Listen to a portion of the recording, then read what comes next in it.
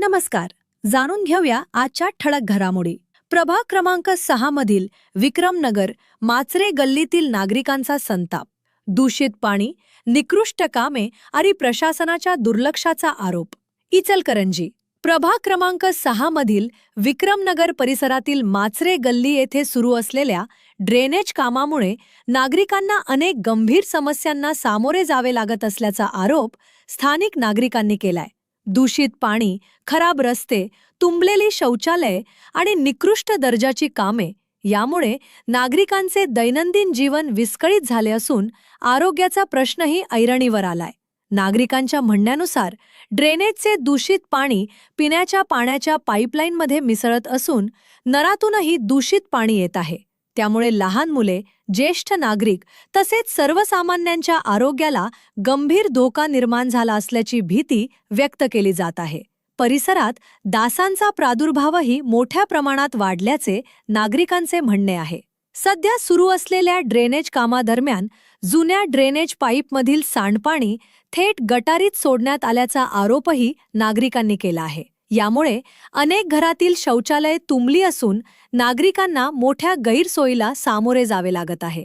संबंधित ठेकेदाराकडून निकृष्ट दर्जाचे काम सुरू असल्याचा आरोप करत वारंवार सूचना करूनही त्याकडे दुर्लक्ष करण्यात आल्याचे नागरिकांनी सांगितले. तसेच काही कामगार वेळेवर काम न करता वेळ वाया घालवत असल्याचाही आरोप करण्यात आला.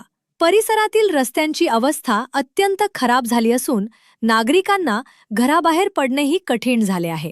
या सर्व समस्यांमुळे नागरिकांमध्ये तीव्र नाराजीचे वातावरण असून महानगरपालिका प्रशासनाने तातडीने लक्ष घालून कायमस्वरूपी उपाययोजना कराव्यात अशी मागणी करण्यात आली आहे. स्टार मराठी न्यूजच्या प्रतिनिधींनी घटनास्थळी भेट देऊन पाहणी केली असता नागरिकांनी आपली व्यथा मांडली. तसेच परिसराच्या नगरसेविका महाजन वहिनी यांचे प्रतिनिधी विनय महाजन यांनीही कामाची पाहणी करून नागरिकांच्या तक्रारी जाणून घेतल्या.